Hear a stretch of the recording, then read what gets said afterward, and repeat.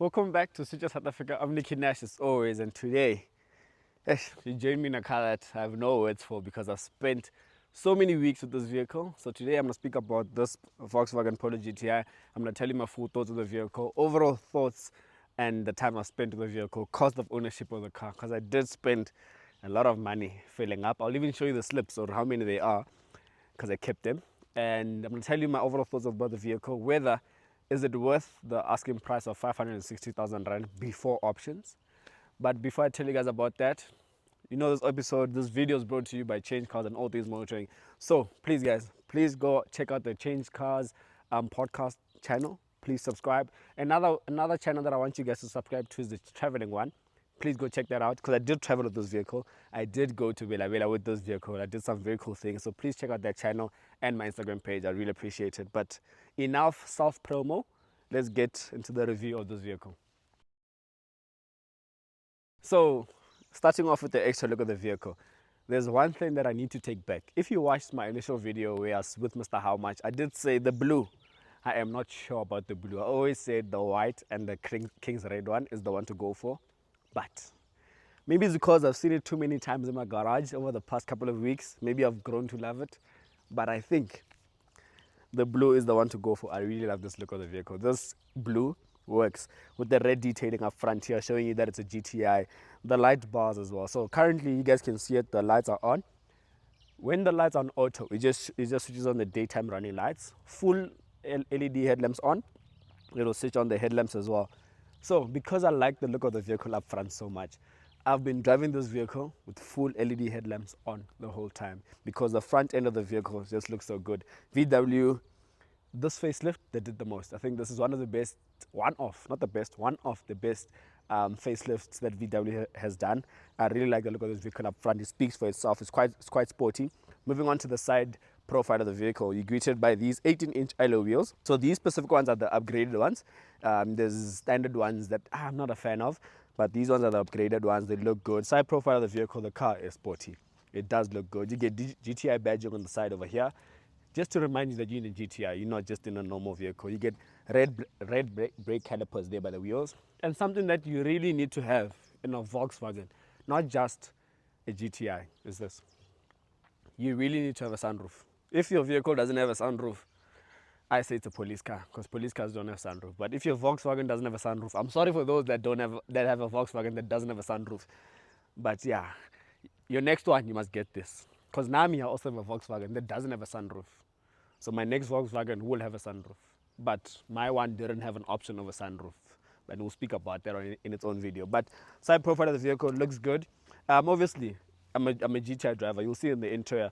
Obviously, the seat needs to sit like a GTI car. You can't sit up straight in a GTI. You need to sit like GTI. So that's what regards to the side profile of the vehicle. Moving on to the back. I think the back is a place that I've grown to love. This blue, the back, not really.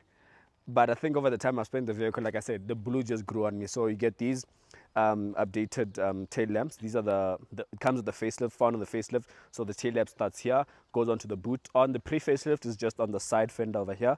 Then here, this one goes onto the boot. I like it because when the lights are on like this, when you brake, it interchanges between that light there, this light there. So I like that about the vehicle. Then you get GTI badging, and I like the simplicity that VW has went into showing you that it's a GTI. Many brands fail here because many brands would have told you it's a GTI. Then over here, they're going to write it's a front-wheel drive. Then on this side, they're going to tell you it's a 2-liter. So VW said we're not going to do all of that stuff because when you're in a GTI, you know how much power you have, you know what's in the engine. So I just like the GTI badging just underneath the badge. This badge underneath here, that's where the reverse camera is. You will see it on the overplay video. Then you get two twin tail pipes. In this vehicle, unfortunately, the pipes don't make the too much, and I think it's one thing that VW could have done a bit more. But within saying that, if you do give me this vehicle to keep forever, it's not something that I'd say I'd want to put an exhaust on because I think the car's fine just is. The few things that I would change on this vehicle is most probably lower it a bit because I am a stance guy at the end of the day and put tint. And VW South Africa, please, vehicles that you put for us journalists, please put tint. Some of us are celebrities. We don't want to be seen. But that's with regards to the extra look of the vehicle. You get this roof spoiler over here, which actually does stand out. I think it comes also on the Polo R line. Then you get it here on the GTI as well. It looks good on the vehicle. That's with regards to the exterior of the vehicle. Let's get inside. Let me tell you what I think about the interior. Although it just looks like a normal Polo, except for the steering wheel. So before we go into the interior of the vehicle, guys, please, this is something I don't normally do because it always slips my mind, but today I'm not forgetting. Please like, comment, and subscribe to the channel. I'm looking at reaching 30,000 subscribers before the end of the year. Please, let's get to that magic 30,000. I'll be very happy. Please watch those ads as well so I can buy more Yeezys and new microphones. Let's go inside. So when you get inside the Volkswagen Polo GTI, you can tell you're in a GTI because you're greeted by this lovely steering wheel. Feels good. Leather wrapped over here. Then you get this kind of perforated part of the steering wheel. I think this is one of the best parts to hold. Feels good. Pedal shifters at the back. And then over here, it rides GTI. So this is the updated facelift. So there's 3 Polo GTIs in this one. There's the pre-facelift. Then there's the facelift with the haptic feedback buttons, yeah. Then there's the one that I have, which is the updated of that facelift, which one where the buttons come back. Because a lot of people, journalists, complained about the haptic feedback buttons.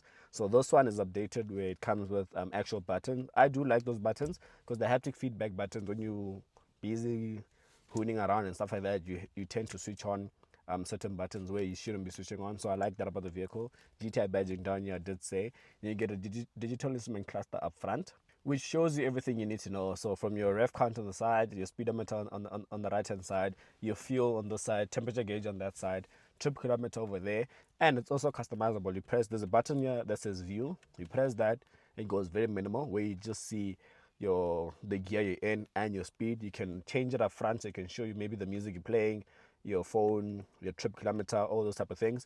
And then we can even show you your lap timer. I don't think you'll need a lap timer in the Polo GTI because I don't think in South Africa you'll be taking your Polo GTI on track unless if you are a madman. Well, I'd like to think you are really a madman and you really love to go on track with your Polo GTI. Maybe you'll need a lap time. But other than that, I find that a bit, for lack of a better term, useless in the country on the type of people that will be buying this vehicle. But it's a good feature to have because it shows the sportiness of the vehicle and what the vehicle is meant for. And then we can change it up again where it'll show you so much, but you can still customize the stuff. So on the top right, it'll show you Bluetooth audio. It'll show you how much kilometers I have to empty. It'll show you, if you chose your lap time in the middle, it'll show you your lap time. On the left hand side, it'll show you your average fuel consumption and your times and start. But you can customize all of that stuff and it shows you what you would like to see. Moving on to your touchscreen infotainment system here, normal VW touchscreen infotainment system. Gets the job done. It's touchscreen. There's no buttons over there. I like the volume knob. They've kept volume knobs. That's good. Although you hardly ever use it as a driver because you have the volume buttons over here. The only thing that I don't like, and some people that are watching disagree with me, is that those car doesn't have wireless Apple CarPlay and wireless Android Auto. You need a cable. Then you stick it here by these 2 Type-C ports up front. And it's something that I kind of don't like because, yet again, I've spoken too much about it. You guys know my cries about wireless Apple CarPlay and Android Auto. Moving down low, you get your camera control. So the camera control is still haptic feedback buttons, but it gets the job done. Gets heated seats over there, dual climate control. And yeah, you're in a GTI. Your gear lever shows you red to remind you that you're in a GTI. So when you buy a GTI, you can also have this part in red because Volkswagen, it's an option. You can have this part in red. I've seen certain GTIs have this part in red. For me, I wouldn't get it in red because I feel like it's too bright already. There's already so much red here, red over there, red here, red here. I think red here is being a bit too bright. And looking at the seats as well, I also have red stitching. So I think I wouldn't get it in that. But I've told you everything you need to know over here.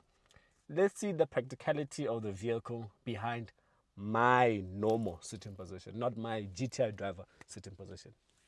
So this is my normal sitting position behind myself. And I happen to just fit. There's enough space, and I'm not the tallest of people, but there's enough space. Headroom is decent, so I think I could sit here for maybe a long distance drive. Actually, I can. So this is behind my normal self. Let me put the seat in my GTI driver seating position, and let's see if I'll sit behind myself. So this is behind a typical Polo GTI driver. The seat is like this. And it's not bad, eh? Just need to open your legs, that's all.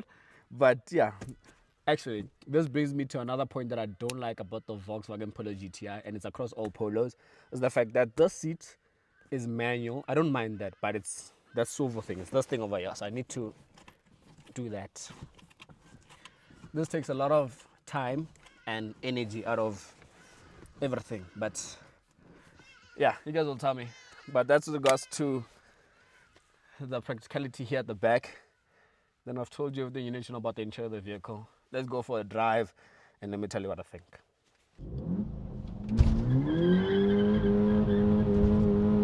And that's full power. Traction in gear 2. The car hugs.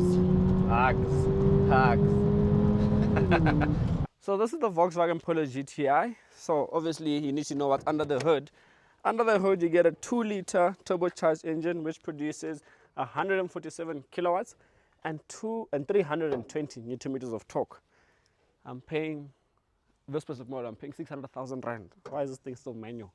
I might be nitpicking, but guys, come on, VW, give me something, you know.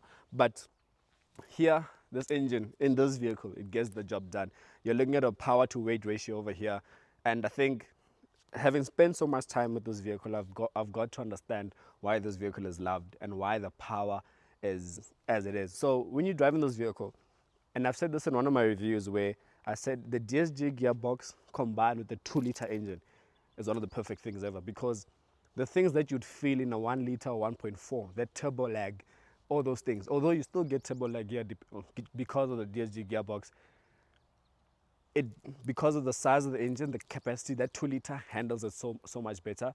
And in this one, sometimes you don't really need to go into sport to feel the power of the vehicle. Even in eco, the car gets the job done because of the engine capacity. In a 1-liter or 1.4-liter engine, you need to go into sport so that the car can give you all its power. But here, this gets the job done. I like the overall look, the overall drive of the vehicle is driven by 6-speed automatic DSG gearbox. It is responsive. Doesn't matter what mode you're in. If you're in eco and you're driving economically, it is responsive. But if you want to drive it hard and fast and it's in eco, it won't respond as quick as it would in sport. And then it has an individual mode setting where you can individually set certain things. So you can have your adaptive cruise control in sport. You can have your engine in normal, but your steering wheel in sport. You know, those are the type of things. So sometimes, depending on the type of driver you are, you just want your car in normal mode, but you want the steering wheel feel to be a bit heavier. So you're gonna put steering on sport, but your engine is in normal, just that you can get the weight feel on it. But for me, in this specific vehicle, and well, for me, this is my personal thought, the individual mode for me, I think you don't really need it because of how this vehicle handles everything as a whole. Because already in eco and in normal, the steering wheel is a bit heavy. And I felt this when I was jumping in and out of different vehicles, that when I got into this one, I felt the steering wheel a bit too heavy, but rightfully so. It is a front wheel drive vehicle, sports vehicle by that as well. So it is, you will feel the bit of weight. So the sports mode for me, not really. If it had a feature where that you can have like the exhaust on loud, for example, then the individual mode does make sense, because at that point I feel like you could maybe want the vehicle in eco mode, but you want it to be making a noise, you know. So I think maybe then and the individual mode would have made a bit more sense. But overall, the drive vehicle has been fine. So average fuel consumption with me, normally average around 8.5. When you're driving the vehicle hard, in sports mode, back to back, all this stuff, you'd easily see between 12 liters to the 100. But my overall drive of the vehicle, I think, I'll have a look at it now. I think last I checked was at around 9.6. And that brings me on to the fuel consumption of the vehicle. Fuel consumption, it's fine if you're driving it properly.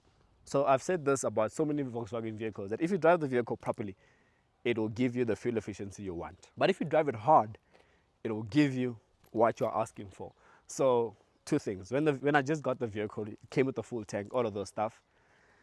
I dusted that fuel tank in less than 350 k's. Although it is a small tank size, right? That's one. And then I filled up and drove properly, and I easily did over 500 kilometers. So I'm trying to show you that if you drive the vehicle economically, it will give you the economical part of things. If you drive it sporty, it will give you that. Speaking of fuel, let's speak about how much I poured and whether this vehicle is worth the asking price. Otherwise, I have a lot to say about that, and we're going to speak about cost of ownership and how much this specific unit costs. So we're at the end of the review, and this is where I speak about the cost of ownership of this specific unit. So this one is spec'd out with every single thing you can get on a Polo GTI except for one thing, which is the Beats audio sound system, and that's minus 10,000 Rand. Currently, when I went on the website, built it myself, it was priced at 630,000 Rand, this specific unit. Starting price 560,000 Rand. So if you take this amount of money and you go to the change cost vehicle finance calculator and you finance this vehicle, this specific unit that I have, over a period of 5 years, which is 60 months, you're looking at paying 14,000, literally 14,000 on the dot. And then when you look at the fuel part of things, and I think it depends on the type of person you are and the type of person in terms of how many kilometers you're going to drive. So I've had this vehicle for a good 5-6 weeks, so just over a month, and I've done 3,000 Ks, literally 3,000 Ks on the dot, and I've spent 6,500 in terms of fuel for this vehicle. And those 3,000 Ks, I've been driving this vehicle like a Polo GTI driver. And I believe when you buy this vehicle, you're not buying it to drive like you driving a Polo TSI. You're gonna drive it hard and all that stuff. So if you include all of that, and if you include that you're gonna do 3,000 Ks in a month, you're looking at 6,000 Rand. So your total cost of ownership, well, for me, with this vehicle over the time I've spent it with it, has been 20,000 Rand. If you half that and say, no, Nikki, I don't do 3,000 Ks, I only do 1,500 a month. So you're gonna halve that 6,000, that's 3,000. 14,000 plus 3,000, let's do the math, 17,000, you know. So you're looking at easily for this vehicle, anything between, let's go 16,000 to 20,000 total cost of ownership, excluding insurance. And obviously insurance is gonna differ because of who you are, your type of profile. If you had it for 5 years, if you had your license for 5 years, where do you stay? So you can see already where I am. You can see the golf course behind me and all that stuff. I'm in a very fancy place. So when insurance looks at that, they'll be like, "Ooh, this car parks in a garage. This car's," so my premiums won't go high. But if I stay in Mamelodi, for example, Mamelodi, crime, all that stuff, your insurance is gonna say, "Whoo, skyrocket." That's why I don't speak too much about insurance, because your insurance differs on the type of person you are. And a 40-year-old and a 24-year-old won't cost the same, you know. So, but as regards to the cost of ownership of this specific vehicle, I've told you how much I've spent on fuel. I've told you the total cost of ownership. Now I'm left with one question: is it worth the money? I'm gonna be very biased. Brand new. Listen to me carefully. Brand new. It is worth the money, because there's not really much you can get close to this in terms of power and the enjoyment brand new. The next best thing is Golf 8 GTI, Hyundai i30N, and those cars are easily 200,000 Rand more than this. But in this category, this car is smooth sailing alone. So that's why I say it is kind of worth the money, but it is a lot of money. If you gave me 600,000 Rand right now, I'm definitely not going to buy this, because it is a lot of money. I'm most probably going to look at like a 7.5 used vehicle. But if you give me money and say go buy a brand new vehicle, I don't think there's anything that can top this. Honestly, I don't think there's anything that can top this. A Source Sport is close, but I've had a Source Sport. I've driven a Source Sport, and I know Source Sport very well. It's the one that debuted this beautiful saucer plate. And even that doesn't come close to this. Power, debatable, but this is quicker. But overall feel of the vehicle, overall enjoyment of the vehicle, and overall of the vehicle, for me, brand new, there is nothing for this. And I think that's why VW is having fun in terms of pricing this vehicle. If there's something from China that was in and around this competition, maybe then VW bring the total cost lower. But yeah, I've told you everything you need to know about this lovely, beautiful Volkswagen Polo GTI.